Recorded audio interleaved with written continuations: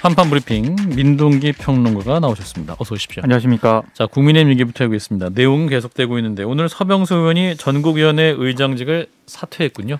당이 비상대책위원회로 가서는 안 된다라고 주장을 하면서 의장직을 사퇴했는데요. 네. 국회 소통관에서 기자회견을 열었습니다. 영상을 잠깐 보고 오겠습니다. 직무대행 체제로 가는 것이 옳다.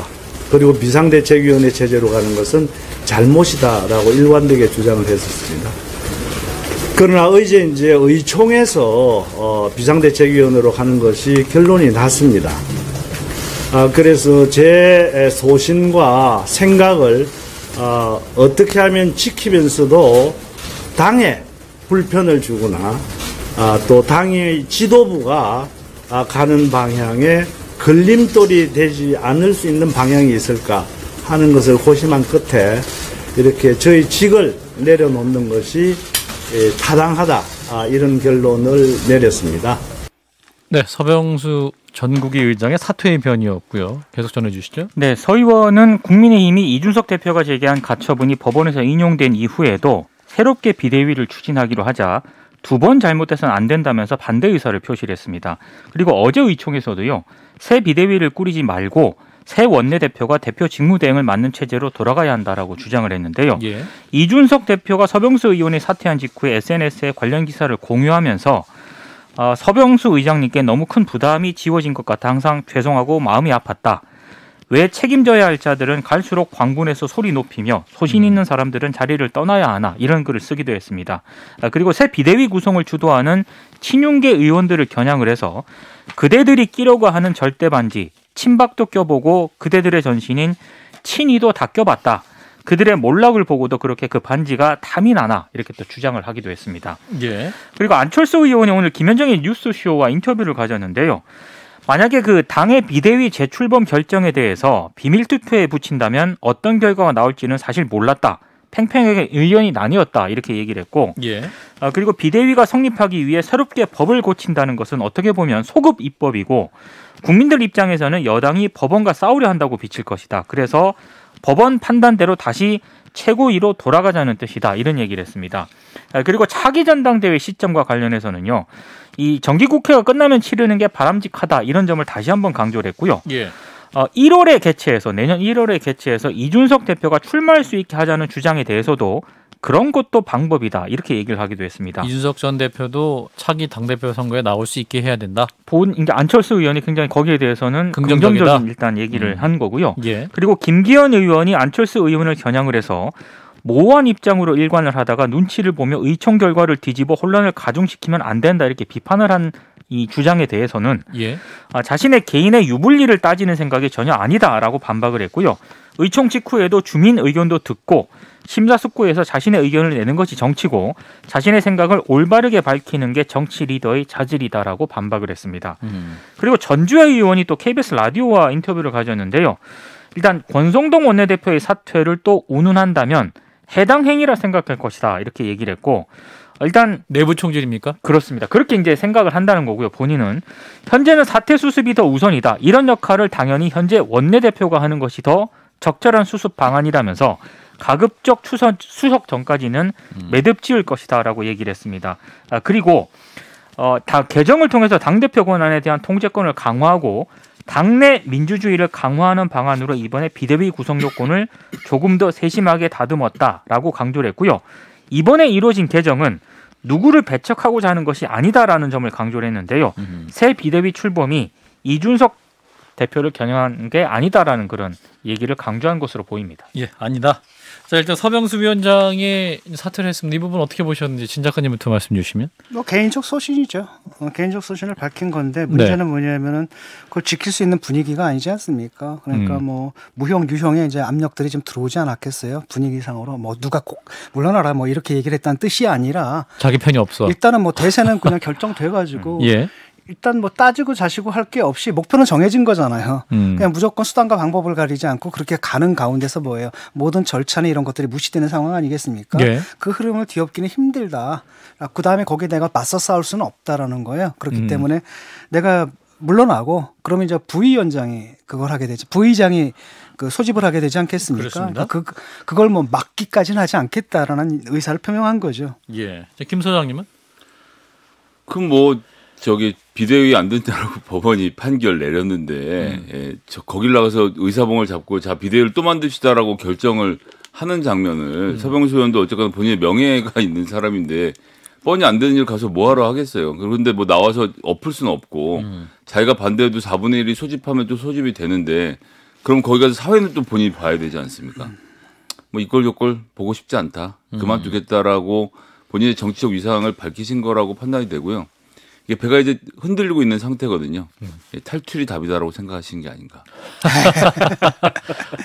탈당까지는 아니신 거 같아요. 당연히 그렇게 하면 안 되죠. 하지만 이런 비대위로 하는 방식에는 반대 의사를 지금 밝혀놓는 것이 정치적 미래를 위해서 유리하다고 보시는 것 같습니다. 네, 이제 안철수 의원 오늘 김현정의 뉴스쇼에 출연을 해서 여러 가지 입장을 밝혔는데 일단은 이준석 전 대표 차기 전당대회 출마에 대해 찬성 입장도 했고 뭐랄까요 이준석 전 대표 측 입장에 손을 들어주는 그런 모양새여서 또 김기현 전 원내대표가 뭐냐 또 비판하고 있네요. 자 안철수 의원의 입장 어떻게 들으셨어요, 진 작가님? 그러니까 이분이 이제 처음에는 뭐 의총할 때는 그다지 뭐 반대 목소리를 안 냈다가 그렇죠. 나중에 이제 끝나고 나가지고 그 다음에 분위기를 딱 보니까 이게 아니다 싶으니까 지금 입장을 좀 바꾸셨는데 분위기를 본 겁니까? 아무래도 지금 윤핵관도 지금 싸잡아서 같이 욕을 먹고 있거든요. 이준석 대표만이 아니라 이제 윤핵관도 사실은 뭐랄까 정치적 타격을 굉장히 크게 입었거든요. 그렇죠. 나설 수 있는 상황이 아닌단 말이죠. 이런 예. 상황 속에서 자기가 윤핵관과 한 몸이다라는 것을 보여줄 수는 없잖아요. 그러니까 진 작가님 말씀하신 선을 보여야죠. 간장연대 무너진 겁니까? 간 보는 거잖아요. 아 간. 그렇죠. 아. 간장연대도 간을 봐야죠. 간을 보고 알겠습니다. 근데 이건 너무 이제 희화한 거고. 예. 그러니까 사실상 자기도 여기 윤핵관에 몸을 실어주기에는 명분이 너무 딸리는 거예요. 그리고 그것이 이제 자신의 정치적인 미래에도 장래에도 큰 도움이 안 될 거고 여기서 적절하게 원칙적인 입장으로 돌아가는 것이 뭐 정치적으로 올바른 판단이라고 봐요, 저도. 김 소장님. 아니 사실 전당대회는 12월에 후보 등록을 받을 게 거의 100% 확실하고 지금 비대위고 뭐고 우리가 말 다 계속 얘기하지만 유일한 이유는 이준석 대표가 다시는 당대표가 되지 못하도록 하는 일련의 절차를 밟고 있는데 예. 안철수 의원이 거기서 굳이 본인까지 나서서 이준석 대표가 등록 못하게 해야겠습니다라고 말할 이유는 없죠. 본인은 한 발 빠져서 뭐 어떻게 되든 전 다 좋습니다라고 하지만 모든 사람들이 그렇게 안 할 거니까 뭐 저는 크게 비중을 줄 필요는 없다라고 그 생각합니다. 본심이 아니다? 아니 본심이 내가 저가 문제 아니니까 저 사람들이 할 건데 저 사람들은 꼭 12월에 후보 등록을 받을 거예요라는 이야기이기 때문에 대세에 큰 지장은 없으니 본인의 이야기만 하고 계신다. 그렇죠. 그런 이미지에선 그리고 본인이 지금까지 해봤는데 이준석 대표랑 멱살을 잡아서 유리한 국면이 한 번도 안 만들어지지 않았습니까? 피해가는 게 상책이죠. 그렇군요. 내 한마디로 인해서 상황이 바뀐다면은 이렇게 가볍게 입장을 정하지는 못할 것 같고 예. 내가 뭐라고 얘기를 하든 간에 이미 상황은 정리가 끝났기 때문에 여기서 내가 그들과 한 몸이다라는 사실을 보여줌으로써 이미지에 먹칠할 것보다는 차라리 약간 거리를 두는 게 낫지 거리를 않나 두고 이런 있다. 판단한 것 같아요. 그렇군요. 아니 정기국회가 끝나면 바로 치르는 게 바람직하다라고 인터뷰에서도 말씀하셨잖아요. 그러니까 12월에 하면 이준석 대표가 등록할 방법이 없거든요. 예. 전주혜 의원이 이제 권성동 원내대표 사퇴론 얘기하면 해당 행위다 이렇게 말씀을 하고 있는데 해당 행위입니까? 이게 이제 초선이잖아요. 완장찬 거죠. 전주혜 의원이? 이게 문제거든요. 지금 예. 국민의힘도 그렇고 민주당도 그렇고 보통 옛날 같으면 이제 젊은 초선들이 막 목소리를 내면서 당을 개혁해야 된다, 혁신해야 된다 그러는데 요즘 초선들은 그게 아니라 완전 뭐랄까 그 돌쇠들이거든요. 쉽게 말하면 자신들의 정치적 역량이 없기 때문에 그 충성심으로 그걸 받으려고 해요. 그런 가운데서 대부분 완장을 차지 않습니까? 철험에도 대부분 다 초선이고 예. 여기서도 마찬가지입니다. 이걸로 이제 여기서 두각을 드러내는 거죠. 그걸 통해 가지고 올라가겠다는 건데 이게 참 민주주의 국가에서 이런 말이 나온다는 게 한심하고요. 솔직히 말씀드리면 이런 사람 속가내야 되거든요. 이거야말로 당을 해치는 해충들입니다. 해충들이다. 굉장히 센 말씀하셨는데 김 소장님 더 세게 말씀해 주세요. 싫어요. 해충이라니 갑자기 깜짝 놀랐네. 근데 이제 전주혜 의원은 뭐 의도는 명확하죠. 비례대표잖아요. 네. 다음번에 지역구 공천 받고 싶고 지금 조강특위가 열려 있는 상태로 쳐다만 보고 있거든요. 예. 누가 돌격 앞으로를 잘하는가에 의해서 판단이 될 텐데 강동적으로 돌격 앞으로 하시는 상황에서 본인이 보여줄 수 있는 기회를 뽐내고 계시는 것 같은데 예. 유권자들의 판단이 더 무서운 거를 아직 공천전이라서 모르시는 것 같습니다. 예, 자 국민의힘 상황 이따 2부에 또 정미경 최고위원과의 인터뷰에서 짚어보고요. 자, 이 가운데 이재명 더불어민주당 대표 오늘 권성동 국민의힘 원내대표를 만났습니다. 상견례 차원에서 권 원내대표를 일단 예방을 했고요. 네. 이 자리에서 권성동 원내대표는 지난 대선 과정에서 양당의 공통 공약이 많은데 이런 노력이 가속화돼야 한다. 정치적 쟁점이 있는 법안도 빨리 처리할 수 있도록 리더십을 발휘해 주기를 기대한다. 이렇게 얘기를 했습니다. 예. 여기에 대해서 이재명 대표는 여당이든 야당이든 다 국민으로부터 위임받은 대리인이라는 점에서 다를 바가 없다. 지향과 목적이 같고 다만 목표에 이르는 길이나 방법들이 좀 다를 수 있다는 게 차이 아닐까 싶다. 이렇게 얘기를 했습니다. 예. 분위기가 여기까지는 그나마 좀 화기애애했는데 종부세와 예산 문제를 놓고는 두 사람이 좀 신경전을 벌이기도 했습니다. 이 장면을 영상으로 좀 보시겠습니다. 우리 대통령께서도 반지하방의 그 참혹한 현장을 보시고 주거환경 개선에 대한 말씀도 있으셨던 것으로 기억합니다. 근데 이번에 보니까 예산안에서 우리 서민들용 영구 임대주택 예산을 5조 6천억이나 삭감해 버렸다는데 그렇게 하면 그분들 어디 갈 데가 없잖아요. 근데 그런 것도 한번 좀 생각해 봐 주시고요. 심의 과정에서 네. 또 바닥에 문제 제기를 하면은 논의하도록 그렇게 하겠습니다. 뭐 그런 것도 좀 해주시고 아니 아까 말씀하셔서 저도 한번 그런 걸 하지 말고 서민 지원 예산을 내야지. 저는 그런 얘기를 앞으로 그제 아마 그 민주당의 철학과 우리의 그런 재정 운영 철학이 다르기 때문에 일어난 일이다 이렇게 생각을 하고요. 서민의 눈물을 닦아주는 게 정치라면서요. 그렇죠. 예, 자, 이재명 대표와 권성동 원내대표의 대화였는데 굉장히 좀 날이 서 있고 긴장도 느껴지네요. 네.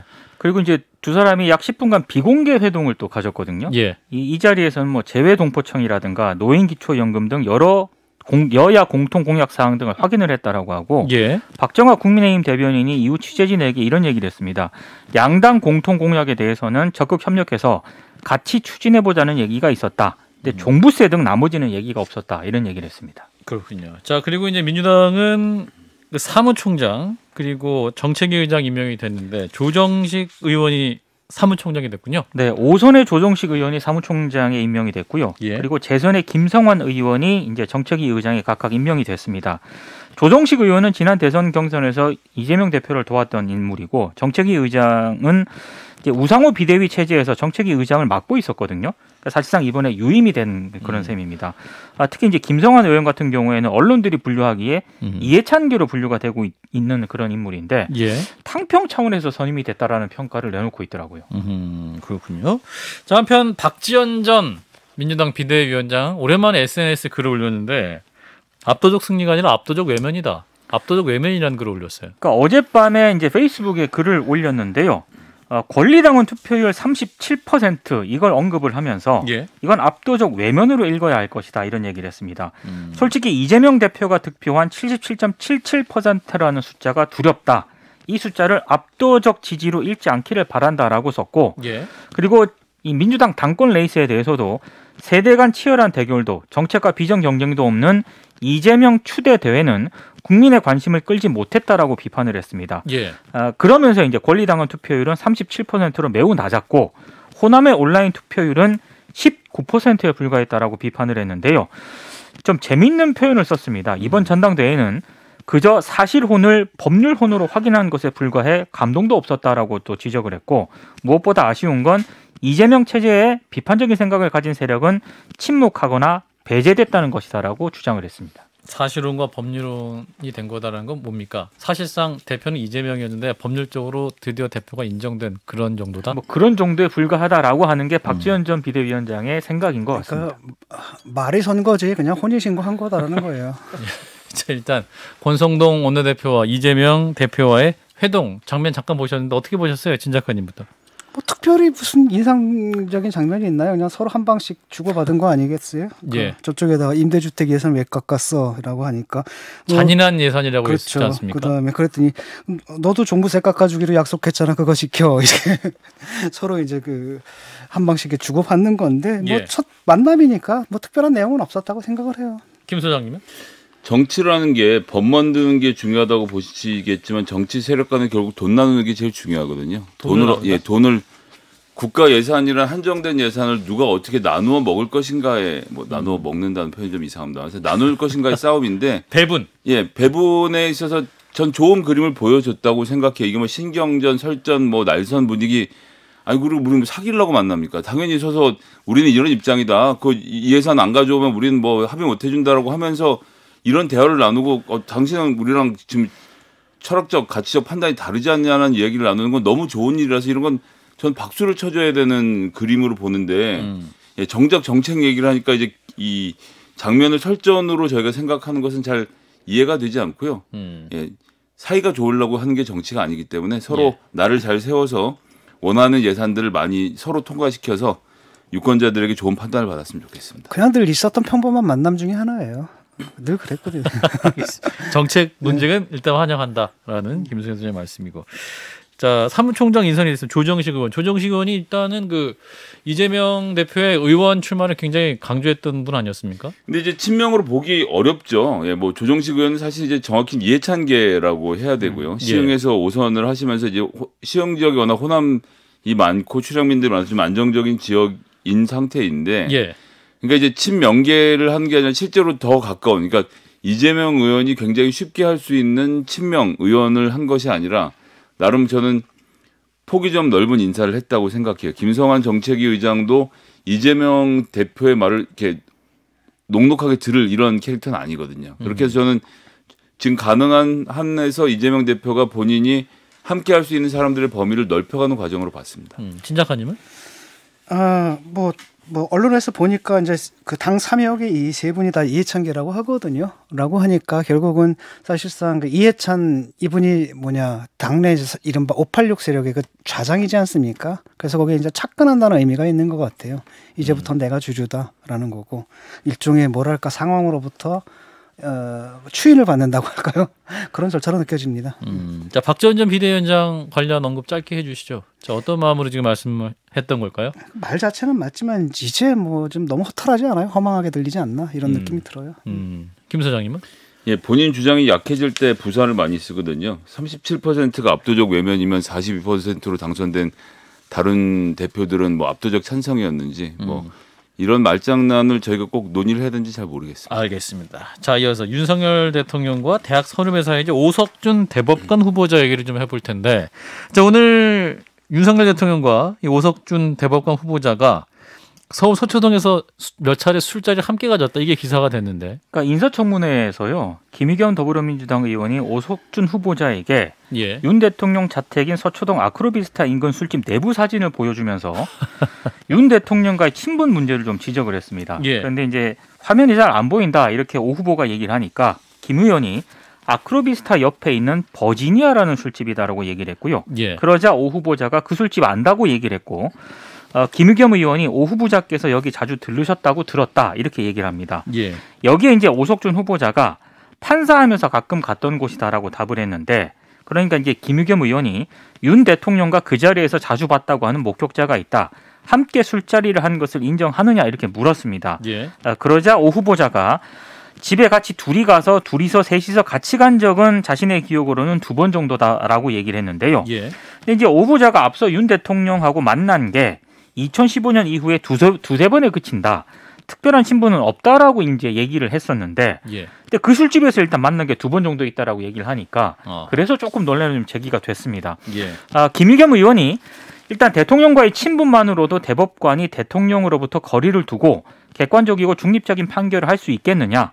뭐 이 문제 때문에 이 자리에 서시고 곤혹스러운 입장에 처한 것이다라고 지적을 했고요. 오 후보자는 그런 우려를 불식시키기 위해서라도 자신이 국회 동의를 얻어서 자리에 가게 되면 털 한 얼만큼이라도 뭐 오해가 생기지 않도록 최선을 다해서 공정하고 객관적인 판결을 하도록 하겠다 이렇게 답을 했습니다. 그렇군요. 자, 대법관 후보자와 윤 대통령의 친분, 또 술자리도 몇 차례 같이 했다. 그리고 그 해당 그 술집이 또 윤 대통령이 검사실 많이 간다고 또 기자들이 취재해서 그렇습니다. 나왔던 그것이기도 한데, 자, 어떻게 보세요? 대법관 자격으로 좀 불충분한가? 국회에서 이런 거 따지는 게 한심한 일이죠. 한심하다. 이게 뭡니까 지금? 그러면 아예 뭡니까 대통령과 술 먹은 사람 대법관 임명하면 안 된다는 규칙을 만들든지. 그리고 뭐 서울 법대 나오면 뻔한 거 아니니까 다 아는 사이고 선후배 사이고 그러다 뭐 한두 번 술 먹을 수도 있고 이런 건데 그걸 다 재촉을 할 수도 있는 거고 좀 자격 검증을 하려면 좀 뭔가 좀 다른 걸 좀 들고 나왔으면 좋겠거든요. 술을 몇 개 만났다가 아주 사진 찍어가지고 술집 사진까지 찍는 그 모습을 보면 막 웃음이 나오거든요. 그 짓을 했다는 거 아니까 국회의원들이. 그러니까 이런 수준을 좀 넘었으면 좋겠어요. 네. 김 소장님은? 서울대 법대 50대 남자 대법관은 이런 사람들만 할 수 있다라는 50년 가까운 전통을 노무현 대통령 때부터 무너뜨렸고 강금실 법무부 장관 있을 때 그래서 이제 다양한 계층들이 들어가기 시작을 하다가 다시 서울대 법대 남자 뭐 50, 60대 이렇게 돌아가는 것 같아서 일단 유감이고요. 이분은 뭐 이 사건이 중요한 게 아니라 지금 버스 요금 800원 횡령한 혐의로 그 운전사 해고를 정당화했고 그다음에 교감이 교장한테 500만 원 뇌물을 준 것은 문제가 없다. 해고가 좀 부당하다라고 해서 판결했다. 항소심에서 깨진 전례가 있고 또 교수가 2억이 넘는 연구비를 횡령해서 해고당한 것에 대해서도 해고가 부당하다고 판단을 했다. 그 다음 재판에서 깨졌고요. 하루 만에 취업 규칙을 바꿔서 120명의 노동자를 해고한 것이 정당하다고 판결을 했다가 깨지는 등 주로 이제 가진 자들 편에서 좀 지나친 법 해석. 제가 이제 깨졌다 계속 표현하는 것은 본인이 그렇게 재판인데 항소심에서는 계속 그 판결이 뒤집혔거든요.